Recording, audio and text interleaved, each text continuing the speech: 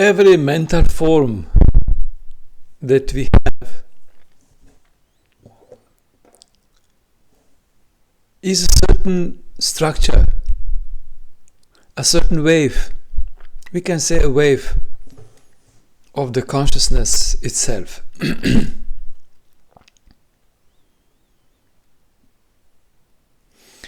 We can imagine consciousness as n-dimensional field, where the basic frequency of this n-dimensional field is Planck frequency.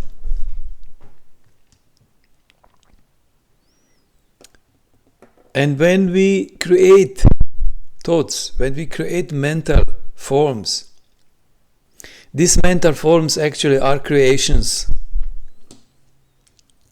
made out of consciousness.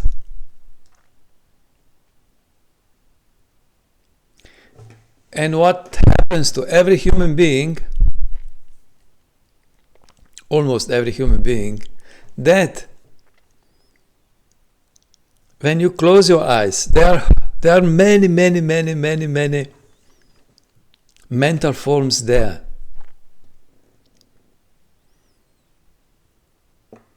Which are structured around the main mental form, which is I am, as a mental form. That this I am is only a structure of consciousness. So experiential consciousness research, when you step out of psychological time, when you deepen your inner space, you can see that inside there are many mental structures. But the main mental structure is this mental structure of I. And once you become aware that this I is only an idea around which then the whole bunch of mental structure is attached, then your egoic system starts crawling down. So the more you go inside, the more you see that there is nobody there. There is nobody there.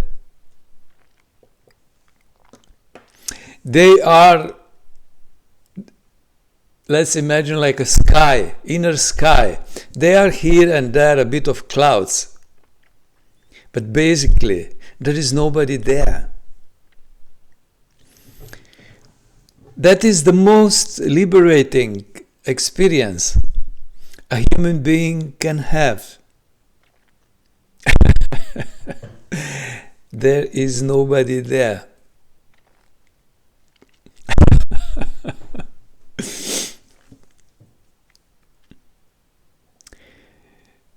A consciousness is, but is formless. Consciousness has no form.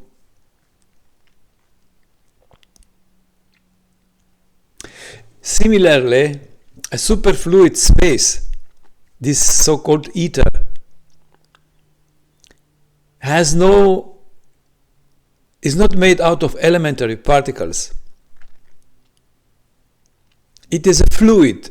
It is a four-dimensional fluid. And all elementary particles are structures of this fluid. The same is with the consciousness and mental world. Mental world are different structures of consciousness. And if and when there is no supervisor of the mental world, there is no consciousness, then you are somehow close to get crazy. Maybe you are crazy, but you don't know that you are crazy. Because the supervisor is gone. The supervisor is gone. The sky is gone. Your inner sky is gone. When you close your eyes, you see only clouds. You see only mental forms. So, experiential research on consciousness is that you dive deep inside and you see that this inner sky, this inner space, actually is always there. It's not changing at all. This inner space, this is you. Actually, awareness of this inner space is you. But anyway, when you acknowledge that there is a space inside, this is a very good step. And that they are in this space, there are different mental forms.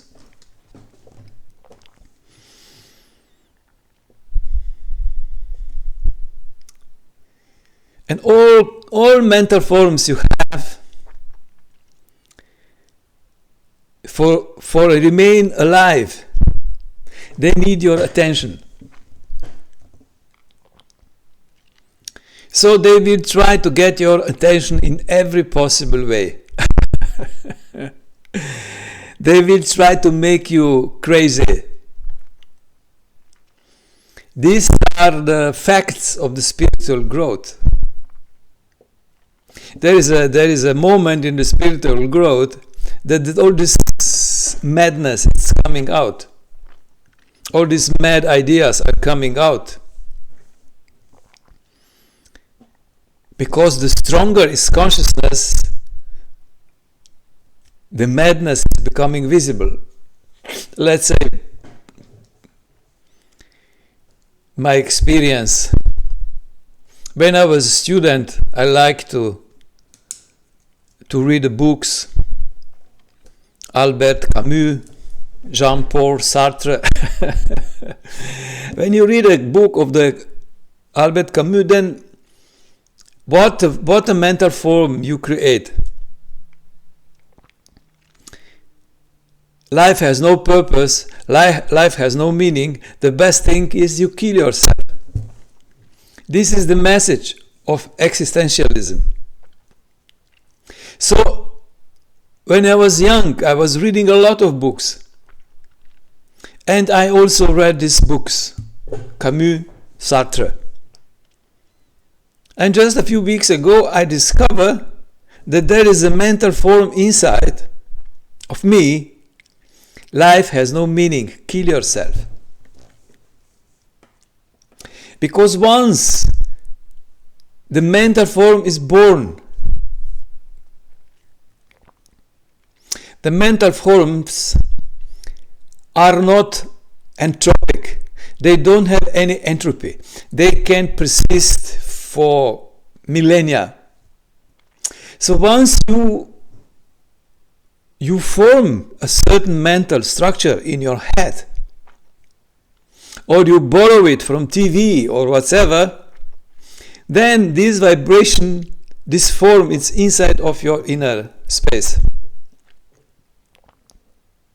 And is getting energy for life from you.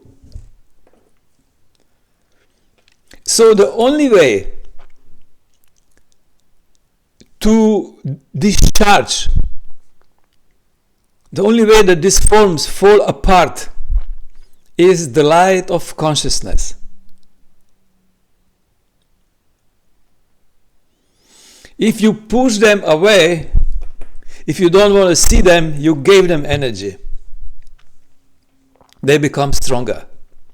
But when you sit, when you close your eyes, you sit and you say, okay, let's see what is inside.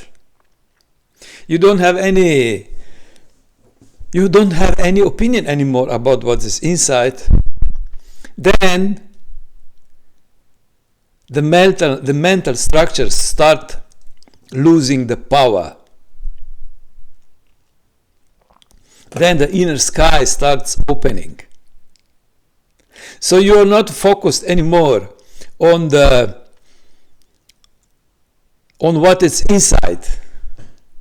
You focus yourself on who is inside.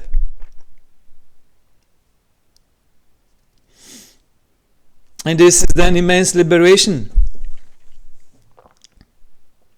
Because you see that's inside, there's nobody there. There's nobody inside.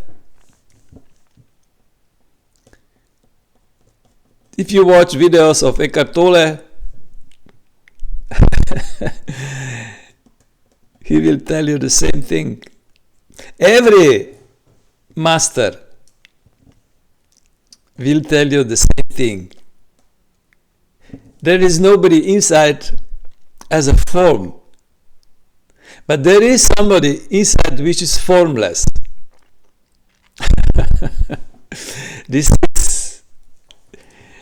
is the liberation of your own mind. There is nothing wrong with the mind, but the mind is only a step. Humans developed mind, cogito ergo sum.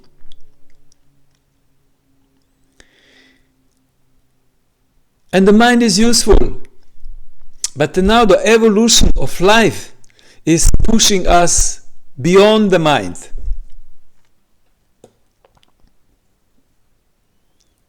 So once you are anchored in consciousness, the mind is very kind, very silent. It will not disturb you anymore at all.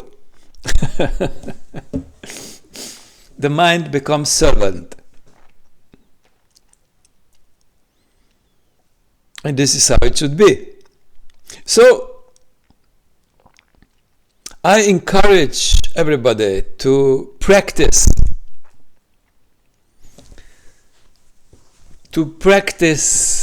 every day, to close your eyes and to see what is inside.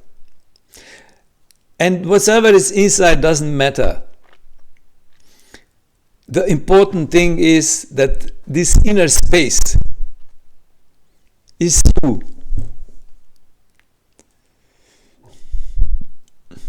And once you focus on this inner space, not on the forms that are inside, you are on the right path. You are walking the right direction. And sure, all these kind of forms will try to disturb you, to get your attention. Because only with your attention they can have power of life. Because you are life. But the life in its essence is formless.